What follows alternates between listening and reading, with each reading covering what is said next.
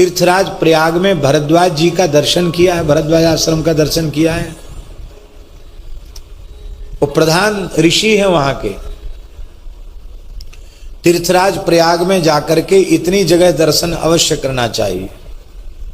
त्रिवेणीम, त्रिवेणी का स्नान दर्शन, माधवम वेणी माधव, सोमम सोमेश्वर महादेव, त्रिवेणी माधवम सोमम भरद्वाजं च वासुकिम। भरद्वाज और वासुकी मुनि कितने हो गए? 5। बंदे क्षयवटम, अक्षयवट, और शेष माने नाग वासुकी। बंदे क्षयवटम शेषम प्रयागम तीर्थ नायकम। ये प्रयाग में जाकर 7 दर्शन अवश्य करना चाहिए। कौन कौन के? त्रिवेणी स्नान दर्शन, वेणी माधव जी का दर्शन, सोमेश्वर महादेव का दर्शन जो अरेल में है, सोमेश्वर महादेव का दर्शन, भरद्वाज महर्षि का दर्शन, नाग वासुकी का दर्शन, अक्षयवट का दर्शन, और त्रिवेणी माधवम सोमम भरद्वाजं च वासुकिम बंदे क्षयवटम शेषम नाग वासुकी। ये 7 हो गए। प्रयागम तीर्थनायकम, ये तीर्थनाग प्रयाग का स्वरूप हो गया इनका। इस श्लोक का प्रातःकाल स्मरण करने से स्नान के समय नित्य तीर्थराज प्रयाग में स्नान और दर्शन का पुण्य प्राप्त हो जाता है। हमारे यहाँ सब सुविधाएं भैया जी, 1 पैसा को खर्चना है, यहीं बैठ के अयोध्या वृंदावन सब जगह का स्नान कर लो, सब सुविधा है, लेकिन आलसियों के लिए नहीं है, हैं? और मान लो आप लोग कहो कि हम तो सब याद ही नहीं कर सकते, हम कहां तक करेंगे, तो एक और सुविधा है। तीर्थ जल रूप होता है। तीर्थ माने जल ही होता है, और नर माने जल, और उसका जो समूह है उसको कहते हैं नार, और उसमें जिनका निवास है उनका नाम है नारायण।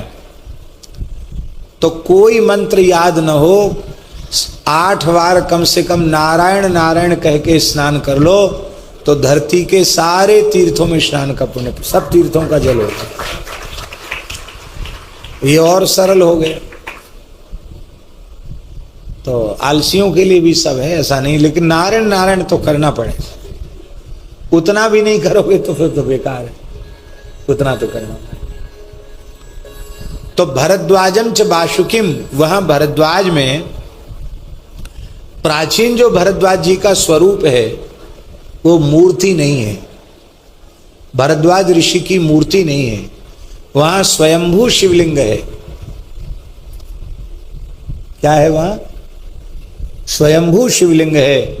वो शिवलिंग ही महर्षि भरद्वाज है। आप कहेंगे आप क्यों कहना चाहते हैं? मूर्ति भी लोगों ने पधरा रखी है, लेकिन जो विशिष्ट महात्मा है जिनको भरद्वाज मुनि कहते हैं वो शिवजी ही है, शिवलिंग ही है वहां। इसका अर्थ है कि भगवान शिव के ऐसे अनुरागी हैं कि वे शिव रूप में ही दर्शन वहां देते हैं, ये इसका भाव। हम ये कहना चाहते हैं शिवजी के प्रति उनका कितना अनुराग है। तो राम जी के प्रति कम हो गया क्या? नहीं। भरद्वाज मुनि बसहि प्रयागा, जिनहि राम पद अति अनुरागा। ये वो नाम निष्ठा, क्या कहना। ये नाम कैसा है? कल्याणानां निधानम कलिमल मथनम पावनम पावनानां पाथेयं यन्मुमुक्षो सपदि परपद प्राप्तये प्रस्थितस्य विश्रामस्थानमेकं कविवर वचसाम जीवनम सज्जनानाम बीजम धर्मद्रुमस्य प्रभवतु भवताम भूतये राम नाम। समस्त कल्याणों का निधान है, खजाना है श्री राम नाम। कली के संपूर्ण दोषों का मथन कर देने वाला राम नाम है। पवित्रों को भी परम पवित्र बना देने वाला है, द्वारा उनके जीवन में अपावन तना आवे ऐसी व्यवस्था बना देने वाला है। और जो भगवान के चरणों तक पहुंचना चाहते हैं उनके लिए तो राम नाम पाथे है।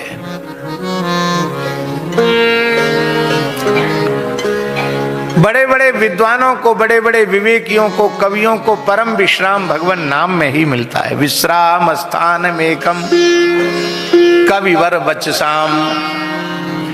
व्यास वाल्मीकि आदि को विश्राम भी भगवान नाम में ही मिला। जीवनम सज्जनानाम, सज्जनों का तो भगवान नाम जीवन है।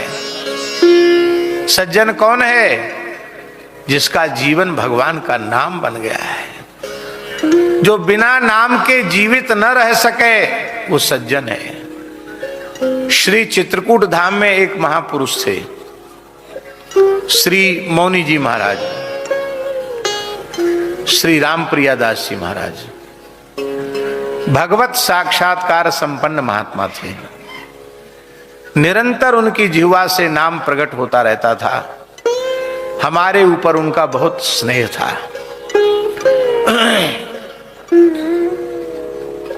बड़ी कृपा थी। संयोग की बात है, चैत्र नवरात्रि के अवसर पर जब हम चित्रकूट गए थे उसी समय उनका शरीर शांत हुआ। उनके अंतिम दर्शन का सौभाग्य भी हमको मिला। इस बार उन्हीं की स्मृति में चैत्र नवरात्रि में चित्रकूट रघुवीर मंदिर, बड़ी गुफा मंदिर रघुवीर मंदिर में सदगुरु श्री रणछोड़ दास जी महाराज के स्थान में कथा है, श्री राम कथा है।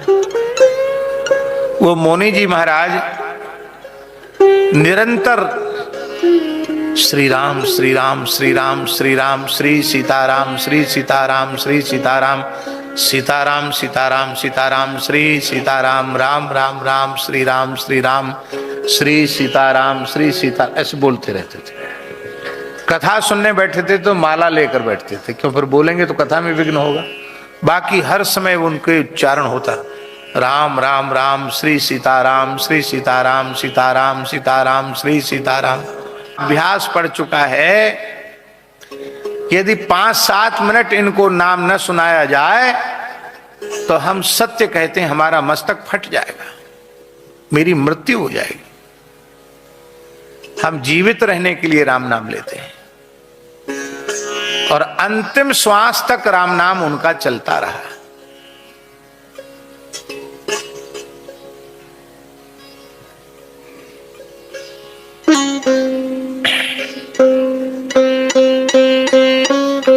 सौ वर्ष से भी बहुत अधिक आयु प्राप्त करके वे भगवत धाम गए।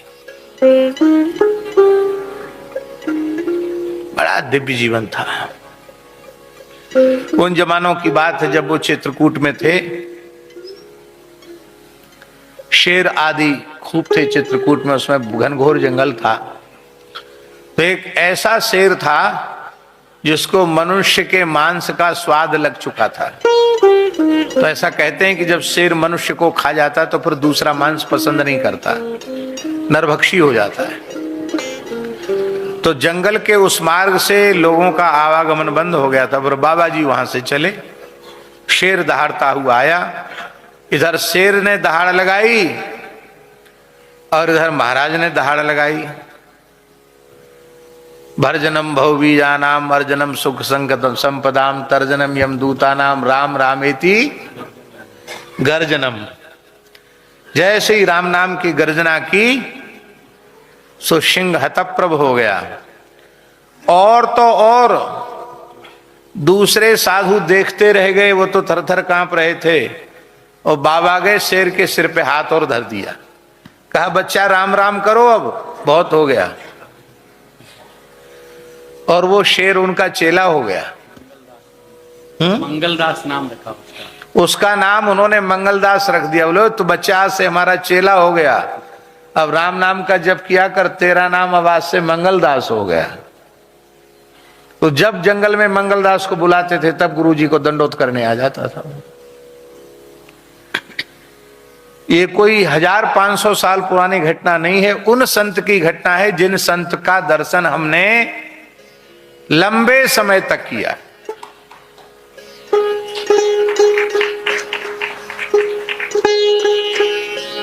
1985 में या 86 में वृंदावन का कुंभ हुआ था, उसमें भी वो आए थे।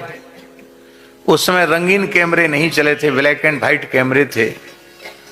तो हम उनको, बालक ही थे हमने हाथ पकड़ लिया, बोले बाबा जी आपके साथ फोटो खिंचाएंगे।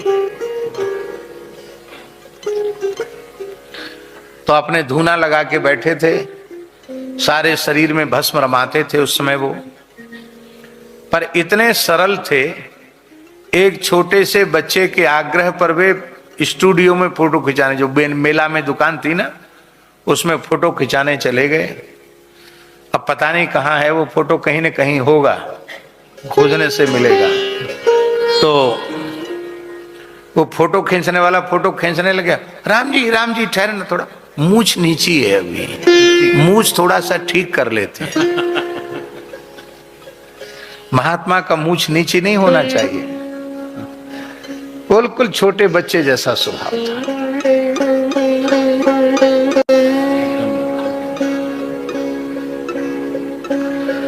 रामनगर की रामलीला में, काशी में जो होती है, उसमें ठाकुर जी के वाहन वही बनते थे। ठाकुर जी को कंधे पे लेकर एक स्थल से दूसरे स्थल तक दौड़ के ले जाना।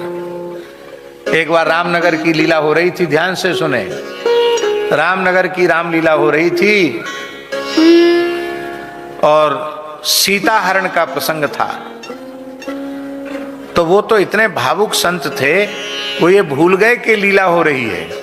उनको लगा सच्चे में मेरी माता जानकी जी को ये दुष्ट ले जा रहा है। तो गर्जना करते हुए कूद पड़े मंच पर, उठा के रावण को धड़ाम से पटक दिया। तू मेरे रहते मेरी मां को कैसे ले जा सकता है? पटक दिया रावण को उठा के,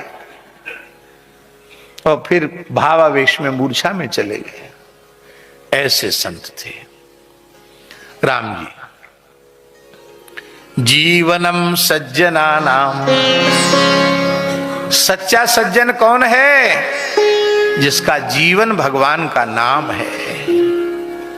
सज्जन की परिभाषा यही है, राम राम ते ही सुमिरन कीन्हा, राम राम ते ही सुमिरन कीन्हा, हृदय हरस कपि सज्जन चीन्हा, हृदय हरस कपि सज्जन चीन्हा, हृदय हरस कपि सज्जन चीन्हा, हृदय हरस कपि सज्जन चीन्हा। राम हनुमान जी ने पहचान लिया कि ये राम राम करने वाला सज्जन ही है। इसका मतलब हनुमान जी भी यही परिभाषा स्वीकार करते हैं, जो राम राम करे जो सज्जन, और जो राम राम नहीं करे वो असज्जन। तो सज्जनों में अपना नाम लिखाना हो तो राम राम करना आरंभ कर दो। जीवनम सज्जना नाम। और ये राम नाम कैसा है? बीजम धर्म द्रुमस्य, धर्म रूपी वृक्ष का बीज है राम नाम। जैसे बीज के बिना वृक्ष नहीं होता, ऐसे ही धर्म का उद्भव बिना भगवान नाम के जीवन में होता ही। नाम बीज से ही धर्म वृक्ष उत्पन्न होता है। और बीज होता क्या है?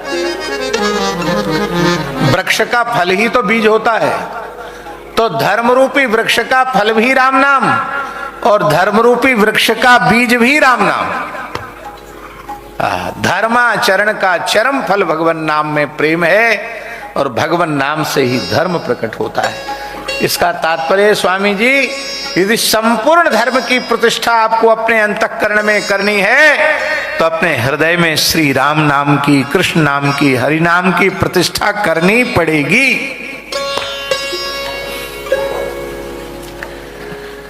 कितनी महिमा है, वर्णन नहीं कर सकते। अपने भक्तों की परीक्षा लेते हैं। क्या करते हैं? भगवान भक्तों की परीक्षा लेते हैं। भक्त कहते किसको हैं? भगवान अत्यंत करुणामय हैं। एक बार भी जिसने अपनी वाणी से कह दिया तवास्मीति च याचते, तब अस्मि इति च याचते, एक बार कह दिया हे नाथ, हे श्री रंगनाथ, मैं आपका हूं, आप ही एकमात्र मेरे हो, मैं आपका हूं, तो इतने मात्र से अभयम सर्वभूतेभ्यो ददाम्ये तद्व्रतम मम, मैं सबसे अभय कर देता हूं। एक बार भी कहने से भगवान शरणागति को स्वीकार कर लेते हैं। केवल ऊर्ध्व पुण्य धारण कर ले, केवल तुलसी धारण कर ले, केवल भगवान नाम का आश्रय ले ले, इतने से ही जीव का कल्याण हो जाता है और जीव को भगवान अपना भक्त मान लेते हैं। इतने उदार हैं। और इतना ही नहीं, भक्त के संपर्क संबंध में जो आने वाले विमुख प्राणी हैं उनको भी भगवान भक्त के संबंध से भगवदीय मान लेते हैं। परम धर्मनिष्ठ विभीषण भगवत शरणागत हैं और विभीषण के कारण उन सर्वथा धर्म सदाचार शून्य राक्षसों को भी भगवान ने विनाश नहीं किया। कब तक? जब तक विभीषण को तिरस्कृत करके लंका से बाहर नहीं निकाला गया। तो लंका में राक्षसों की समृद्धि का कारण विभीषण जैसे संत का वहां निवास करना, विभीषण का इसके संबंध का आदर करके भगवान ने उनकी रक्षा की। तो भगवान नाम मात्र के संबंध का भी आदर करते हैं, किंतु जो श्रेष्ठ वैष्णव होते हैं, भागवत पुरुष होते हैं, वे अकारत्रय संपन्न होते हैं। अकारत्रय संपन्नाः महाभागवता स्मृताः, और अकारत्रय संपन्नता ही वस्तुतः भागवत धर्म है। अकारत्रय संपन्नता ही वैष्णवता है। अकारत्रय संपन्नता ही पूर्ण प्रपत्ति है।